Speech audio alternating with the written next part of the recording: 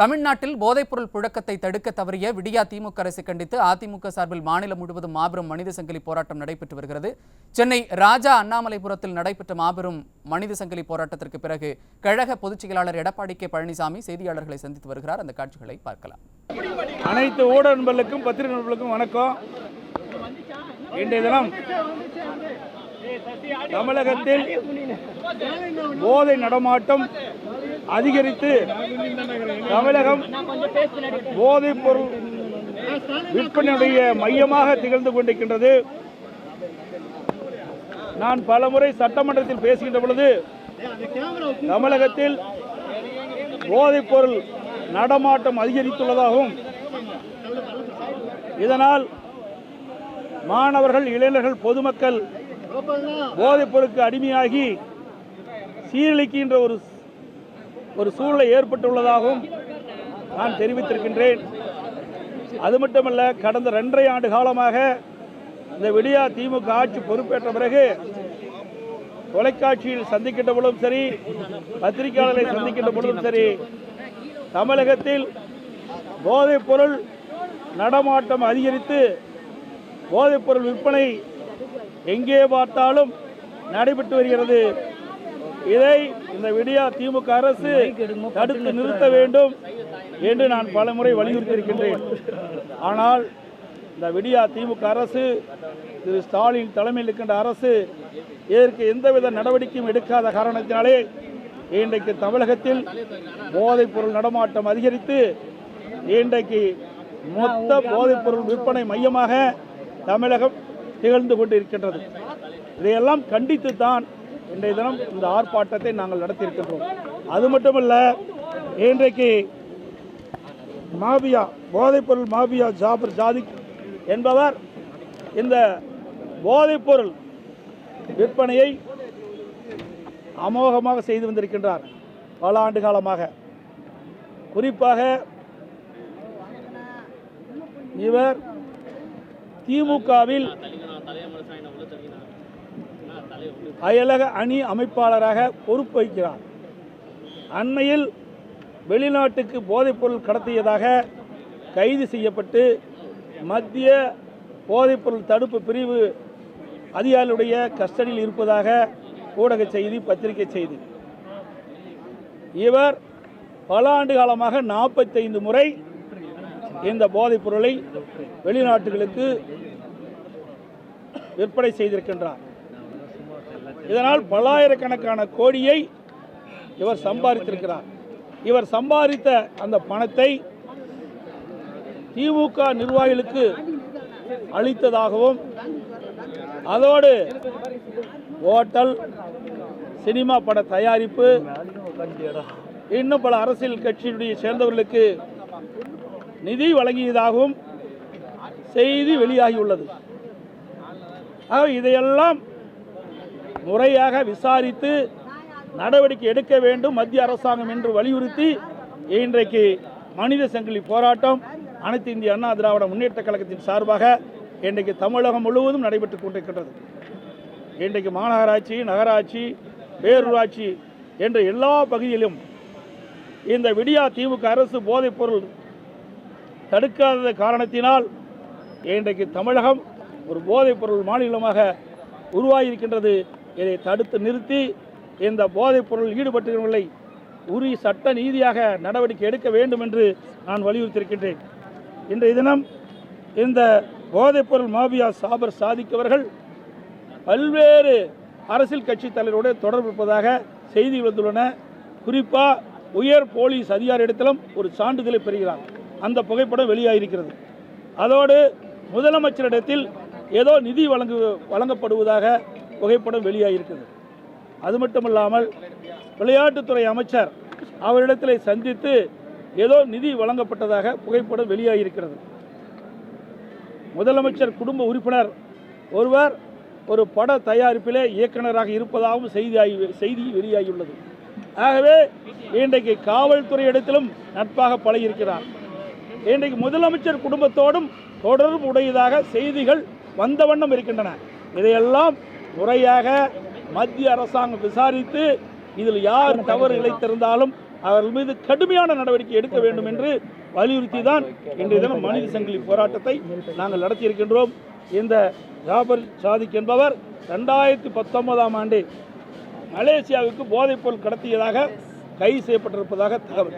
அது மட்டுமல்ல, இவர்கள் மீது பல்வேறு வழக்குகள் பதிவு செய்யப்பட்டதாகவும் தகவல்.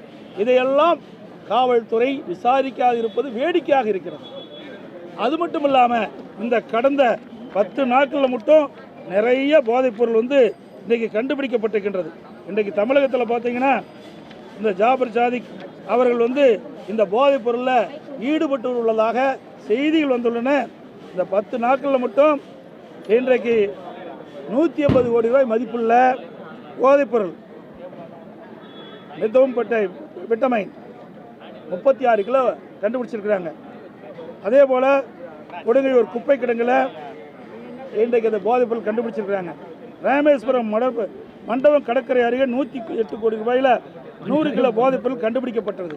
நேற்றைய தினம் கூட புதுக்கோட்டையில் 110 கோடி ரூபாய் மதிப்புள்ள போதைப்பொருள் பறிமுதல் செய்யப்பட்டது. இது எல்லாமே மத்திய போதைப்பொருள் தடுப்பு பிரிவு தான் கண்டுபிடிச்சி இதை வெளியில் கொண்டாந்துருக்கிறாங்க. மாநிலத்தில் இருக்கின்ற காவல்துறை அதிகாரிகள் கும்பகரன் போல் தூங்கி கொண்டு இருப்பது வேதனை அளிக்கின்றது. எவ்வளவு கோடி மதிப்புள்ள போதைப் பொருள்கள் தமிழகத்திலிருந்து மத்திய போதைப்பொருள் தடுப்பு பிரிவு அதிகாரிகள் கண்டுபிடித்திருக்க சொன்னால் தமிழகத்தின் காவல்துறை என்ன செய்து கொண்டிருக்கின்றது, இந்த அரசாங்கம் என்ன செய்து கொண்டிருக்கின்றது? இதுதான் மக்களுடைய கேள்வி. இதற்கெல்லாம் இன்றைய முதலமைச்சர் பதில் சொல்லியே ஆக வேண்டும்.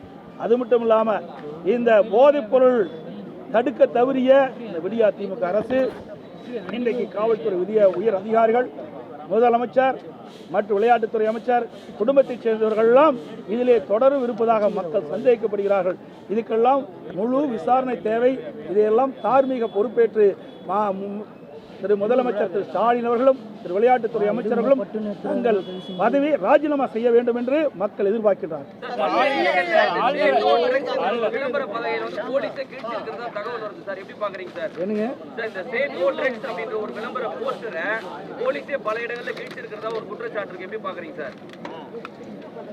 அதாவது வேணுமெனே திட்டமிட்டு இன்றைக்கு இந்த நாட்டு மக்களுக்கு இந்த செய்தி போய் சேர வேண்டும். அதற்காகத்தான் இந்த போஸ்டர்லாம் ஒட்டப்பட்டது. ஏண்டா இன்றைக்கி நாட்டு மக்கள் விழிப்போடு இருக்க வேண்டும். மேலும் மேலும் போதைப் பொருட்கள் தமிழகத்திலே கண்டுபிடிக்கப்படுகின்ற ஒரு சூழ்நிலை ஏற்பட்ட பொழுது மக்கள் அச்சப்படுகிறாங்க. இந்த அச்சத்தை போக்க வேண்டும் என்று சொன்னால் இப்படிப்பட்ட செய்திகள் மக்களிடத்தில் போய் சேர்ந்தால்தான் விழிப்புணர்வு ஏற்பட்டு இந்த போதைப் பொருளை கட்டுப்படுத்த முடியும். அதோட இந்த போதைப் பொருள் பழக்கத்துக்கு அடிமையானவர்கள், இளைஞர்கள், மாணவர்கள், பொதுமக்கள் இதுக்கு அடிமையாகின்ற பொழுதுதான் சட்ட ஒழுங்கு சீர்கெடுது.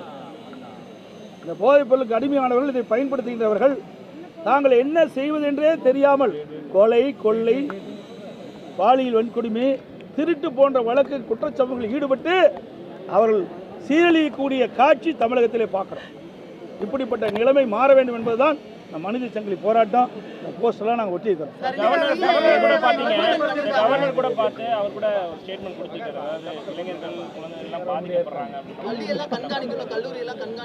அதாவது நாங்கள் 2.5 ஆண்டு காலமாக 4 முறை மேதக ஆளுநரை சந்தித்து நாங்கள் தமிழகத்தில் நிலவுகின்ற சட்ட ஒழுங்கு சீர்குலை குறித்தும் தமிழகத்தில் போதைப்பொருள் நடமாட்டம் குறித்தும் நாங்கள் பெட்டிஷனாக கொடுத்துருக்குறோம், விண்ணப்பமாக கொடுத்துருக்குறோம்.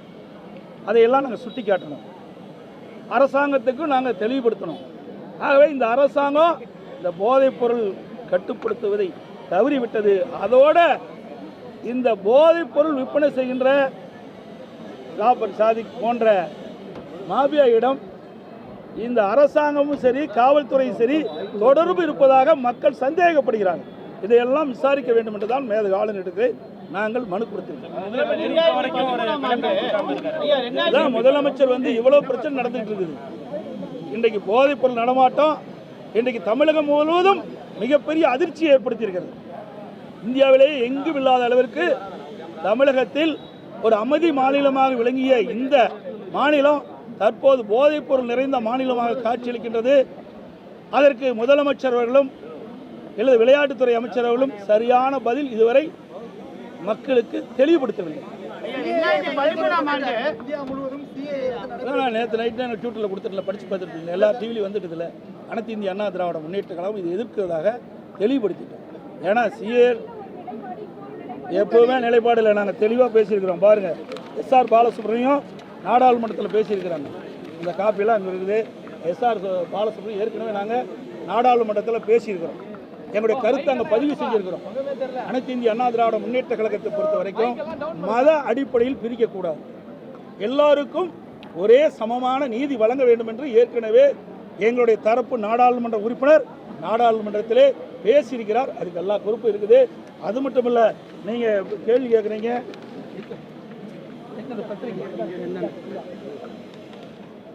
நீங்கள் பார்த்தீங்கன்னா 2010 திமுக என்ன சொல்லுது? சட்டசபையில் திமுக ஒப்புதல், சிஏஏ சட்டத்தால் இந்திய முஸ்லிம்களுக்கு பாதிப்பில்லை. இதுக்கு என்ன பதில் சொல்ல போறாங்க? அடுத்தது, இன்றைக்கு இருக்கிற திமுக பொதுச் செயலால் குடியுரிமை திருத்த சட்டத்தால் திமுக எதிர்க்கவில்லை. ஹலோ எம்எஃப்இல் துரைமுருகன் பேச்சு. இதையெல்லாம் திராவிட முன்னேற்ற நிலைமை அங்கே நாங்கள் தெளிவுபடுத்தியிருக்கிறோம். அனைத்து இந்திய அண்ணா திராவிட முன்னேற்ற கழகத்தை பொறுத்த வரைக்கும் நாடாளுமன்றத்தில் எங்களுடைய கருத்துக்களை பதிவு செஞ்சிருக்கிறோம். அது மட்டும் இல்லை, இது பாருங்க, சட்டமன்றத்தில் திமுக 2010 என்ன நிலைப்பாடு இருக்கு பாருங்க. அப்போ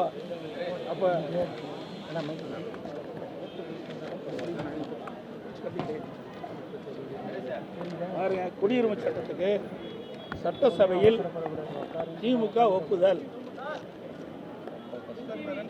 2010 திமுக யார் ரெட்டை வேடம் போடுறாங்க? இங்க ஒரு பேச்சு பேசுறாங்க. அன்றைக்கு ஆளுகின்ற கட்சி மத்தியில் இருக்குது, இங்கேயும் ஆளுகின்ற கட்சி இருக்குது. அப்பொழுது ஒரு நிலைப்பாடு அவங்களே தெளிவாக சொல்லியிருக்காங்க. பாருங்க, சட்டசபையில் திமுக ஒப்புதல், சிஏஏ சட்டத்தால் இந்திய முஸ்லீமுக்கு பாதிப்பில்லை, திராவிட முன்னேற்ற கழகத்துடைய ஒப்புதல் வாக்குமூலம் சட்டமன்றத்தில். அதுக்கு பிறகு நீங்கள் பார்த்தீங்கன்னா துரைமுருகன் அவர்கள் 2020 குடியுரிமை திருத்த சட்டத்தை திமுக எதிர்க்கவில்லை. ஹலோ எம்எஃப்இல் துரைமுருகன் அவர்கள் இதெல்லாம் கொடுக்கப்பட்டிருக்கிறது. எங்களுடைய நிலைப்பாட்டை தெளிவாக சொல்லியிருக்கிறோம். அது மட்டும் இல்லை, இன்றைக்கு இந்த குடியுரிமை சட்டத்தை வருகின்ற பொழுது இன்றைக்கு நம்முடைய இலங்கையிலிருந்து அங்கே பல்வேறு இன்னலுக்கும் துன்பத்துக்கும் ஆளாக்கப்பட்டு தமிழகத்தில் குடியேறிய அவர்களுக்கும் இந்த குடியுரிமை சட்டத்தில் சேர்க்கப்பட்டு குடியுரிமை வழங்க வேண்டும் என்பது எங்களுடைய ஆணித்தரமான கேள்வி. இன்றைக்கு நான் சொல்கிறேன், சட்டமன்றத்தில் தெளிவுபடுத்தியிருக்கிறேன். தமிழகத்தில் இருக்கின்ற எந்த ஒரு சிறுபான்மை மக்கள் பாதிக்கப்பட்டாலும் அதற்கு நாங்கள் எதிர்ப்போம், முறியடிப்போம், துணை இருப்போம். சட்டமன்றத்திலே பதிவு பண்ணியிருக்கிறேன். ஏன்னா எடுத்து பார்த்து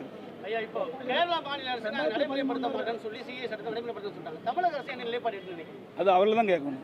தமிழ்நாட்டில் இருக்க அரசாங்கம் தான் கேட்கணும். தானாமே எல்லாம் இங்கே தமிழகத்தை நம்ம அனைத்து இந்திய அண்ணா திராவிட முன்னேற்ற கழகத்தை பொறுத்த வரைக்கும் மதத்தை சார்ந்தோ சாதியை சார்ந்தோ எதுவுமே நிலைப்பாடு எடுக்கக்கூடாது. இந்தியா மதச்சார்பற்ற ஒரு நாடு. ஆக மதத்தின் பேரிலே மக்களை பிரிக்கக்கூடாது, அனைவரையும் சமமாக கருத வேண்டும். அதுதான் எங்களுடைய நிலைப்பாடு. அனைவருக்கும் வணக்கம்.